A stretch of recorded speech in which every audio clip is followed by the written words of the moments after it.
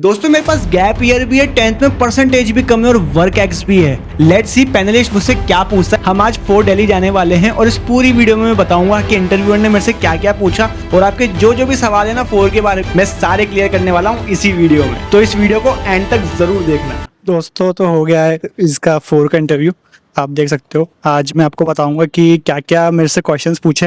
बड़े मज़ेदार क्वेश्चंस थे, मज़ा आया। तो दोस्तों आ गए हैं हम 4 दिल्ली से। ये उन्होंने बुकलेट दी है, सारे क्वेश्चंस जो मुझसे पूछे गए मैं सारे बताने वाला हूँ। अच्छा हुआ कोई ग्रिल नहीं किया, पर सवाल बहुत बेहतरीन पूछे। तो आओ बिना टाइम वेस्ट किए स्टार्ट करते हैं। सबसे पहला क्वेश्चन जो हमेशा एक कैंडिडेट से पूछा जाता है वो है इंट्रोड्यूस योरसेल्फ। मेरा मार्केटिंग बैकग्राउंड था, मैंने बीबीए किया हुआ था, तो मैंने उसी से रिलेटेड बात करी और मुझसे आगे उसी से रिलेटेड क्वेश्चंस भी पूछा। इंट्रोड्यूस योरसेल्फ करने के बाद उन्होंने मेरे से क्वेश्चन पूछा कि क्या बीबीए की पढ़ाई आप जो अभी जॉब कर रहे हो उसमें काम आई।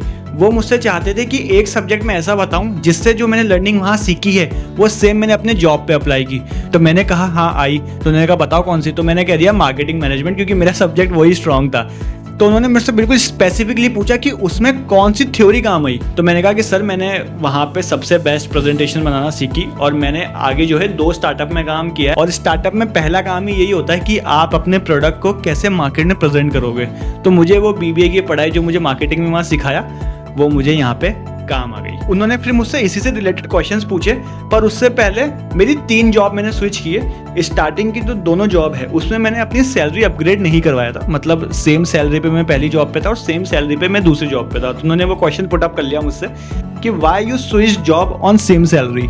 तो इसका मैंने भी एक अच्छा रिप्लाई किया कि सर जो मेरी पहली वाली जॉब थी वो एक डेटा एनालिटिक्स कंपनी में थी, सोशल मीडिया मैनेजर पे। लेकिन वहाँ पे साल भर काम करने के बाद भी मुझे मज़ा नहीं आ रहा था, मैं उस फील्ड को जान नहीं पा रहा था। इसलिए मैंने दूसरी कंपनी ज्वाइन की जो कि मेरी ही फील्ड की थी। वो एक कैट कोचिंग थी, तो कैट भी मेरी फील्ड का हो गया और जो सोशल मीडिया मार्केटिंग का काम है वो भी मेरी फील्ड का हो गया। इसलिए मैंने पैसे नहीं देखे और मैंने स्विच कर ली।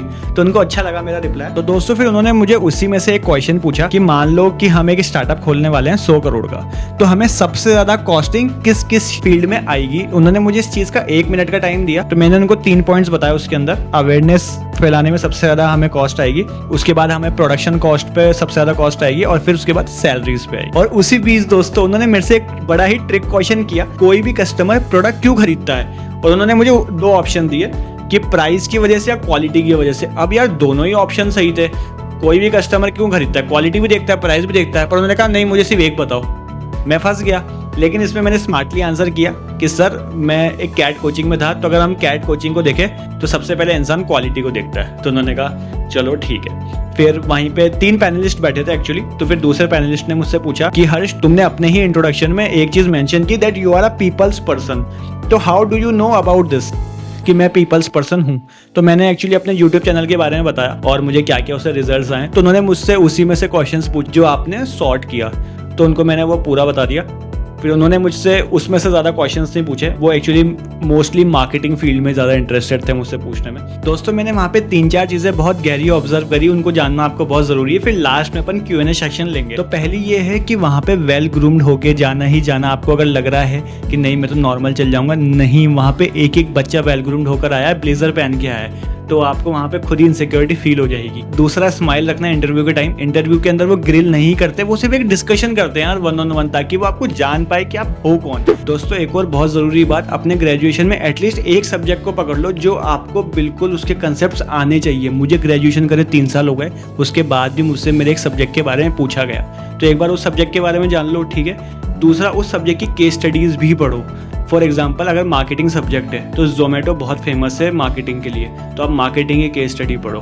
तीसरा अगर आपके पास वर्क एक्सपीरियंस है तो आपकी जॉब प्रोफाइल में जो भी चीज़ें होती है उनके बारे में आपको जानना बहुत ज़रूरी है। और साथ ही साथ आपकी कंपनी के जो भी मिशन है, विजन है, आपके जो को फाउंडर्स हैं उनके बारे में आपको पता होना बहुत ज़रूरी है। उससे क्वेश्चंस 100% आ सकते हैं। अब आ जाते हैं आपके क्वेरीज पे। कैंपस मीडियम साइज का है, कनेक्टिविटी में कोई इशू नहीं है, 3 किलोमीटर दूर है हौस खास से। कैंपस के अंदर लिफ्ट लगी हुई है। कैंपस मुझे ज़्यादा बड़ा भी नहीं लगा तो ज़्यादा छोटा भी नहीं लगा। बैडमिंटन कोर्ट मेरे को वहाँ पे दिखा, उसकी मैंने वीडियो भी बना ली थी। और एक और और चीज गैप ईयर। तो गैप ईयर मेरे पास 13 मंथ्स का था, लेकिन मुझसे गैप ईयर के बारे में नहीं पूछा क्योंकि मैंने ना बीच बीच में गैप लिए। फॉर एग्जाम्पल मैंने 8 महीने की पहले जॉब कर ली, फिर 4 महीने जैसे कैट पास आने लगा मैंने गैप ले लिया था, फिर वापस से 1 साल की जॉब करी, फिर 4 महीने का गैप ले लिया। तो उन्होंने यूजुअली मुझे वर्क एक्स के अराउंड ही पूछा, मेरे से गैप ईयर पूछा ही नहीं, तो मैं वहां बच गया। एक्सटेम्परी नहीं हुआ इस साल, पिछले साल तक था एक्सटेम्परी, पर इस साल नहीं हुआ। आगे अगले साल होगा नहीं होगा मुझे नहीं पता। तो दोस्तों यही है, कैंपस मुझे अच्छा लगा, मुझे वहाँ के टीचर्स भी अच्छे लगे। मैंने वहाँ के बच्चों से भी बात करी तो मुझे ये चीज पता लगी कि पीजीडीएम कोर है एक तो वहाँ पे, और बाकी 3 और भी है, चारों सेम है।